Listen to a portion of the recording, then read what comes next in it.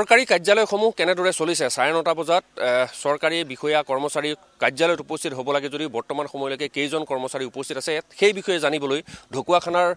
মহকুমা কৃষি বিষয়া কাৰ্যালয়ত মই উপস্থিত আছো আৰু প্ৰথমে যদি চাই যে এই কৃষি বিষয়াৰ কাৰ্যালয়টো কেনেদৰে চলিছে কাৰণ জৰাজীৰ্ণ এটা ঘৰ আৰু এই জৰাজীৰ্ণ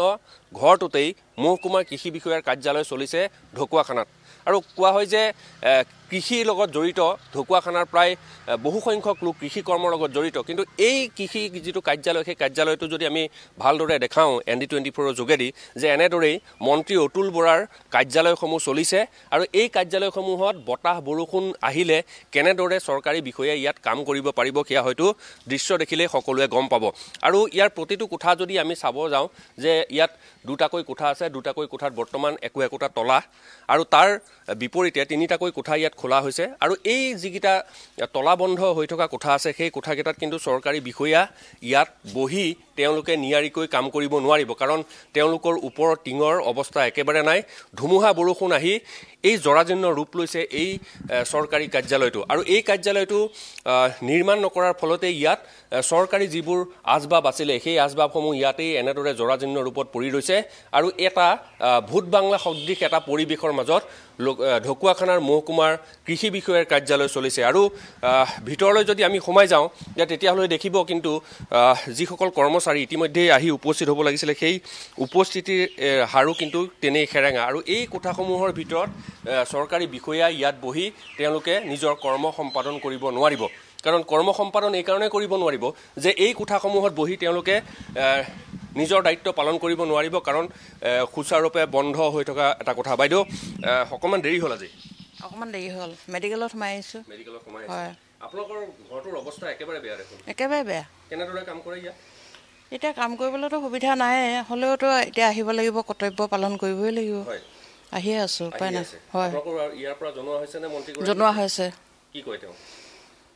কি কয় এতিয়া কৰিম বুলিতো কৈছে এটা ঘৰ বনাই আছে ধন্যবাদ জ্ঞাপন কৰিছোঁ আমি ভিতৰৰ ফাললৈ যোৱাৰ চেষ্টা কৰিম যে কাৰ্যালয়সমূহৰ অৱস্থা কেনেদৰে হৈ আছে যদি চাই তেতিয়াহ'লে দেখিব যে ভিতৰ ভাগৰ যিসমূহ কোঠা আছে সেই কোঠাসমূহত কিন্তু চৰকাৰী কৰ্মচাৰী বহি তেওঁলোকে কৰ্ম সম্পাদন কৰিব নোৱাৰিব ইয়াৰ ভিতৰৰ দৃশ্য যদি আমি দেখুৱাওঁ যে ইয়াত ভিতৰলৈ যদি আহে কেৱল চৰকাৰী বিষয়াৰ কাৰ্যালয় এইটো এটা কৃষি বিষয়াৰ কাৰ্যালয় যদি চাই বৰষুণ দিয়াৰ পিছত ইয়াত মানুহ বহিব নোৱাৰে ইয়াত মেকুৰী আপুনি দেখিবলৈ পাব কাৰণ মেকুৰীয়ে ইয়াত নিগনি পোক পৰুৱা বিচাৰি ইয়াতে তেওঁলোকে ইয়াত মেকুৰীয়ে ইয়াত থাকিবলৈ লয় চৰকাৰী যিসমূহ টেবুল চকী আছিলে সেইসমূহৰ অৱস্থা তেনেই তথৈবচ চৰকাৰী আজবাব তথৈবচ অৱস্থা কাৰণ বিভাগীয় মন্ত্ৰীগৰাকীৰ বা জিলা কৃষি বিষয়াগৰাকীৰ কোনো ভ্ৰক্ষেপ নথকাৰ বাবে এই কাৰ্যালয়টো এতিয়া জৰাজীৰ্ণ ৰূপ লাভ কৰিছে আমি আন কোঠাসমূহ আমি দেখুৱাবলৈ চেষ্টা কৰিম যে কেনেদৰে ঢকুৱাখানা মহকুমাৰ কৃষি বিষয়াৰ কাৰ্যালয় চলিছে আপোনালোকে হয়তো দৃশ্য দেখি গম পাইছে যে এয়াই হৈছে চৰকাৰী একোটা কাৰ্যালয় আৰু এই কাৰ্যালয়সমূহত বহিয়ে তেওঁলোকে চৰকাৰী যিসকল কৰ্মচাৰী সেই কৰ্মচাৰীসকলে তেওঁলোকে মাহিলী বেতন লাভ কৰে কিন্তু এই কোঠাসমূহত বহি তেওঁলোকে কেনেদৰে কাম কৰিব সেয়া হয়তো দৃশ্য দেখিলেই সকলোৱে গম পাব কেনেদৰে ইয়াত বহিব মেলিব কাম কৰিব পাৰে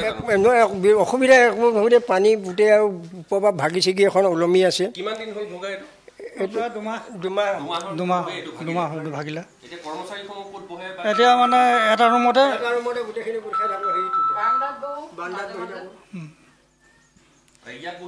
কাম কৰিব হয় কোন সময়ত মানে ভাগি মাথাত পৰিব ক'ব নোৱাৰি সেইটো কাৰণে আমি এটা ৰুমতে থেপাথেপকৈ বহি আছোঁ দৰমহা নাই কি কাৰণে হোৱা নাই মানে আমাৰ ইয়াৰ পৰা SDO মানে ট্ৰেন্সফাৰ হ'ল এতিয়া দৰমহা নাই দৰমহা পোৱা নাই আমাৰ এই ঢকুৱাখানা অফিচৰে নাই পোৱা আমাৰ এতিয়া প্ৰায় 14জন মান আছে হয় নাই পোৱা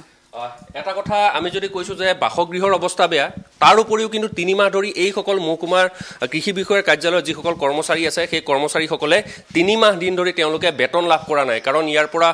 তেওঁলোকে বেতন লাভ নকৰাৰ কাৰণ তেওঁলোকে এতিয়াও জানিব পৰা নাই কাৰণ এইসকল চৰকাৰী কৰ্মচাৰী আৰু এই চৰকাৰী কৰ্মচাৰীসকলে বেতন লাভ কৰাৰ অভিযোগ আমাৰ হাতত দিছে আমি বাহিৰলৈ যোৱাৰ চেষ্টা কৰিম বাহিৰৰ যি কিছু পৰিৱেশ আমি পুনৰ এবাৰ ND24 ৰ যোগেদি দৰ্শকসকলক দেখাব বিচাৰিছো এই মজিয়াখনত যদি চাই তেতিয়াহ'লে তেনেহ'লে কিন্তু এয়া বৰষুণৰ পানী, কাৰণ ওপৰৰ টিঙৰ অৱস্থা নাই আৰু এনেদৰেই বৰষুণ পৰি চৰকাৰী যিসমূহ আচবাব আছে সেই আচবাবসমূহ ইতিমধ্যেই নষ্ট হৈছে। বাহিৰৰ আন একোটা কোঠা আছে, সেই কোঠাসমূহো আমি দেখুওৱাৰ চেষ্টা কৰিম যে কেনেদৰে এই কাৰ্যালয়টো চলিছে বা এই কাৰ্যালয়ত থকা চৰকাৰী কৰ্মচাৰীসমূহৰ নিৰাপত্তা একেবাৰে নাই বুলি আমি ক'ব লাগিব। আপোনালোকে যদি চাই যে ভিতৰৰ যিটো পৰিৱেশ, এই পৰিৱেশ কৃষি তথ্য ও পৰামৰ্শ কেন্দ্ৰ ইয়াত স্থাপন কৰা হৈছে। ইয়াত কিন্তু এতিয়ালৈকে আমি কোনো এজন বিষয়া কৰ্মচাৰীও ইয়াত দেখিবলৈ পোৱা নাই। ইয়াত আপুনি যদি চাই 4খনকৈ চকী ইয়াত খালী হৈ আছে আৰু এই কোঠাটোৰ বিপৰীতে আন দুটা কোঠা আছে, সেই কোঠা দুটালৈও আমি যোৱাৰ চেষ্টা কৰিম। সকলো কৰ্মচাৰী এতিয়ালৈকে আহি পোৱা নাই নেকি? পোৱাহি নাই। দেৰি হয়, বাইদেউ ফিল্ডত যায়, ফিল্ডত যোৱাৰ কাৰণে বাইদেউ অকণমান দেৰি হয়।